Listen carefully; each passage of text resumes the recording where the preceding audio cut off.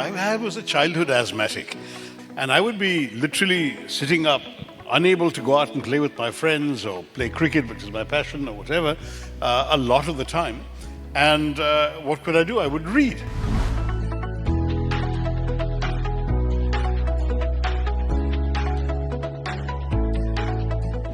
A word you overuse. Of late, I've been talking about defenestration too much.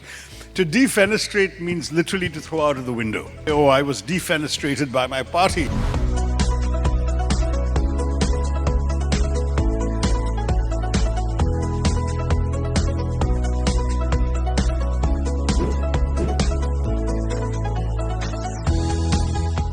Jawaharlal Nehru, he seems to be an amazingly interesting mind. Apparently he could do imitations of Charlie Chaplin for his dinner guests and things like that.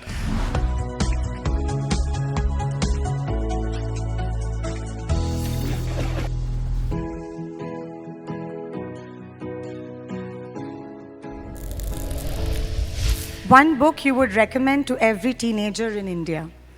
You know, I'm going to surprise you by saying the Mahabharata, simply because it really is, you said every teenager in India, because there's something about Indian culture and civilization that's incomplete if you haven't read the Mahabharata. And unlike the Ramayana, which is an explicitly religious epic, you can almost consider the Mahabharata to be a secular epic, even though it contains the Bhagavad Gita in it, and Lord Krishna is a character. Nonetheless, except for that, the rest of it features human beings with their passions, their lusts, their desires, their envy, their greed, their treachery, their betrayals, all of these things. Even the heroes seem to have feet of clay, make disastrous mistakes. You know, the pinnacle of righteousness, Yudhishthir gambles away his wife. I mean, nobody is perfect. It's a realistic depiction of human foibles, vanities, and so on, in the quest for something much larger than any of the characters themselves. It's full of lessons, not surprisingly, because the Mahabharata was told and retold over 800 years, so people put all sorts of things into it, philosophies, ideas, ways of looking at the world, and then finally interpolated the Gita into it too. A historical figure you'd love to have dinner with. You know, partially because I was too young to have ever met him, Jawaharlal Nehru. He seems to be an amazingly interesting mind. Fascinating character in terms of the things he wrote, which is what I've read, and some of the things he said in speeches and so on that have survived. So having read all of that, I'd love to have dinner with him and chat. I might add that he apparently was a great dinner companion for much of his life. He used to be a mimic. Apparently he could do imitations of Charlie Chaplin for his dinner guests and things like that. So maybe he might even be in a good mood and entertain us. A word you overuse. Of late, I've been talking about defenestration too much. To defenestrate means literally to throw out of the window. Fenestra, it comes from the Latin for a window. So to defenestrate is to throw out the window, but you can use it metaphorically to reject something and to discard something or someone. So you can say, oh, I was defenestrated by my party, or I was, somebody was defenestrated from the cricket team or whatever.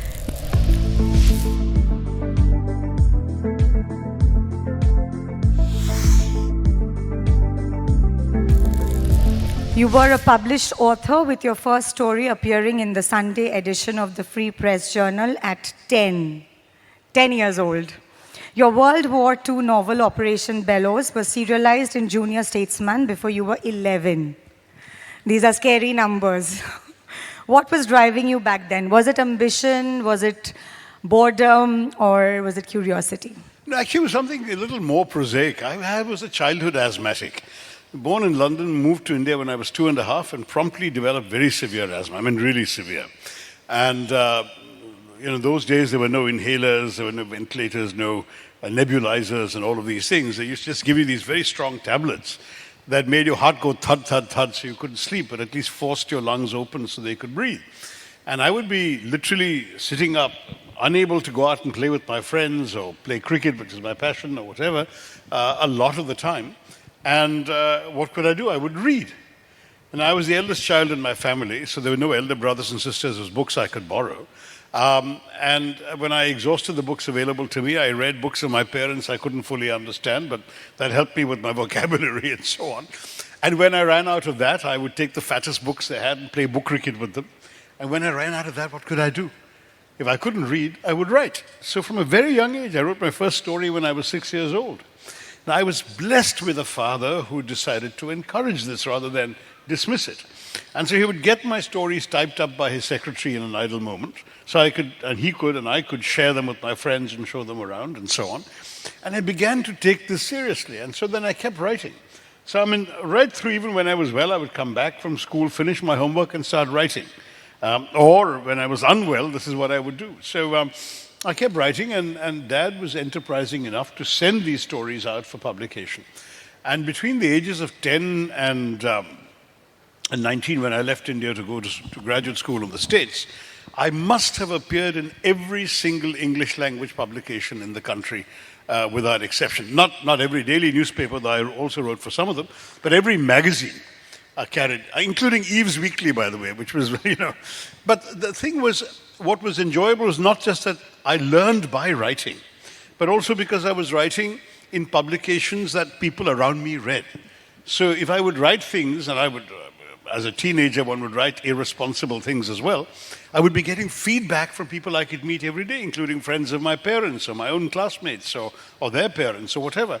And that made me, I think, a better writer, because the feedback was constant and real. And I was writing for people around me, people I knew, people like me, people who used English the way I did, people who lived in the cities and had that urban experience that I was having. So it was really, for me, a growing up thing, the acquisition of a skill, the sharpening of a talent, and yes, an escape from asthma.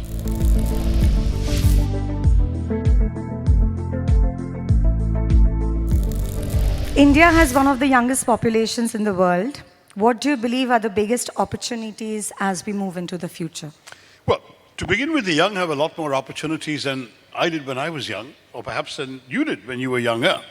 The truth is that the number of subjects you can study, the number of different courses you can take, the number of options available to you are much, much greater for today's young than they were for your parents' generation, let alone earlier ones. So that's something you should be excited about. We're also becoming a little less rigid in our academic system. We are permitting people to do more interdisciplinary work. The national education policy, the new one now, says, for example, that you can do a degree in history, but also do a minor in physics. You're so inclined. We couldn't do that in my time. The system was much more ossified than it is now. So all that's good. And then when it comes to jobs, the opportunities are also in entire professions that didn't exist in India when I was there. So a lot depends on what your talents and inclinations are. But in general, you do have a challenge that the number of people looking for those jobs is much greater than the number of jobs available. And so unemployment has become a genuine concern. So the options are many, but the places are few.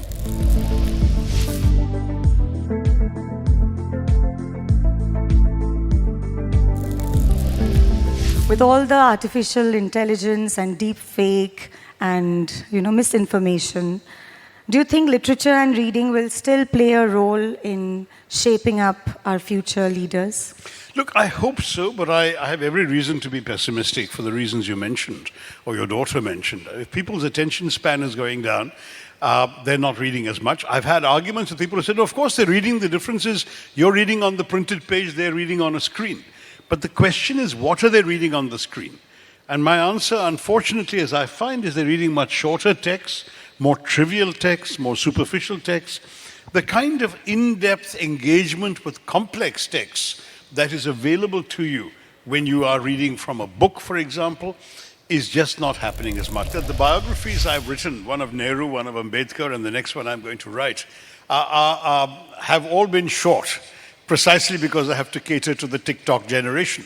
But I think even a 200-page biography might be too much for some of these people. My next book, which is coming out next month, is a short and concise commentary on the Constitution. It's 100 pages, 101 pages of text, that's it. Now, 101 pages is not enough, any serious scholar will tell you, to do justice to our Constitution. But the assumption on the part of publishers now is that's about all people are going to read. Whereas with the 101, they might be able to sell a few copies to young people and others. At 202, perhaps they won't be able to. Now, this is worrying.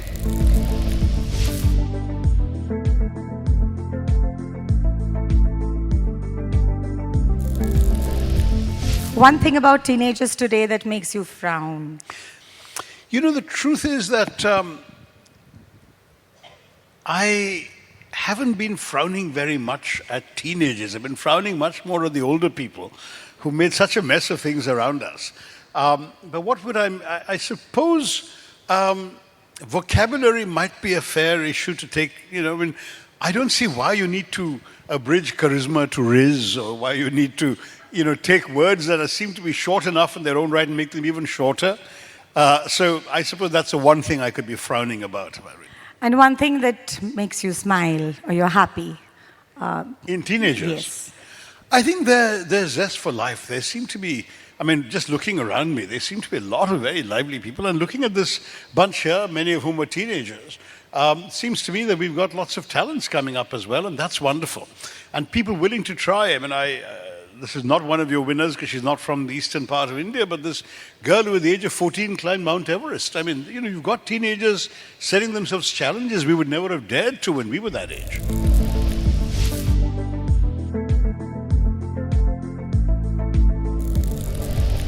Did you bunk high school ever? If yes, where did you go? Was it Flurys or No, I was, films? I'm afraid, a very boringly conscientious student, teacher's pet, all of that. No bunking for me. Never went to Flurys or to watch a film or something I think I like may have that? gone to Flurys outside school hours, but not during school. Flurys and Firpos, I mean, people have forgotten Firpos, was very good. And for a while, I think there was a real debate as to whose cakes were better. No, I've not been to Firpos either. Yeah, no, Flurys you're all it too is. young for me, sorry.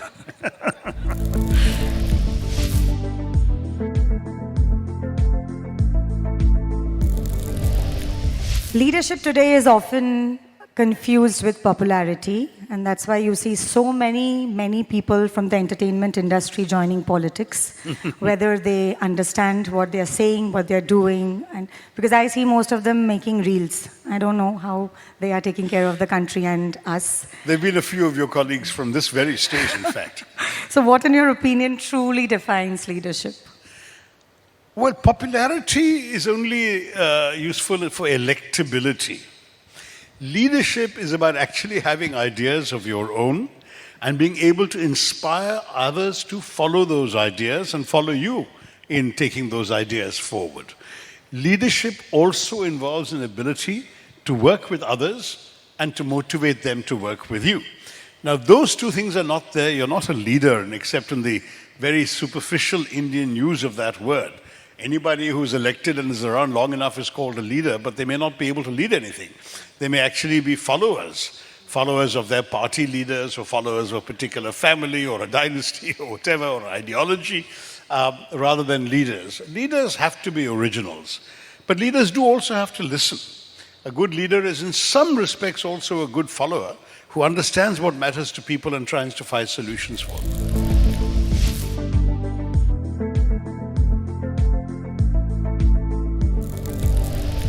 What do you think young Indians today should care about most? There's so much to care about. I mean, I think you can almost divide that into three things. There's the local kind of issue. If you're a young person in Delhi, you should care about air pollution, for God's sake, because your air is unbreathable. It's taking 10 years off your life and possibly making you sick. There's also the national. You've got to care about the future of your country. You've got to care about whether the Chinese are gobbling up territory and perhaps one day invading your land. I mean, national matters. And then there are international matters which also you should care about, because we're living in a globalized world where borders matter less and less. We can't be indifferent to all of that. So we've got to care about global crises, conflicts, wars, climate change, environmental issues, because no one can put a fence in the sky and shield their climate from yours. So it affects all of us. So the local issues, the national issues, and the global issues, all of them.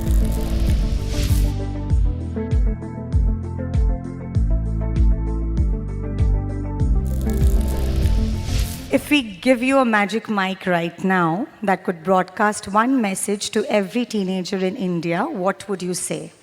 I think make sure that there is meaning and purpose to your life. And I think most young people understand the importance of that. Because ultimately, the one thing that I really despise, and it's not just for the young, it's often for the old, is this whole notion of time pass. Time is too precious to be passed without a purpose. To my mind, that one of my regrets throughout my life has been I've not had enough minutes in the day to do all that I want to do, whether it's to read all I want to read, or to engage all I want to engage, or to discover all I want to discover, to travel, to write, whatever it may be. I find that 24 hours are not enough. So I don't understand people who say, oh, it's a time pass. Well, you don't want to pass your time, you want to use your time. So my advice to young people definitely would be, give meaning to every moment of your life as it passes. Do not allow yourself to feel that hours have gone by and you've accomplished absolutely nothing but staring out of a window or shooting the breeze with friends whom you meet every day. Some of it can have meaning.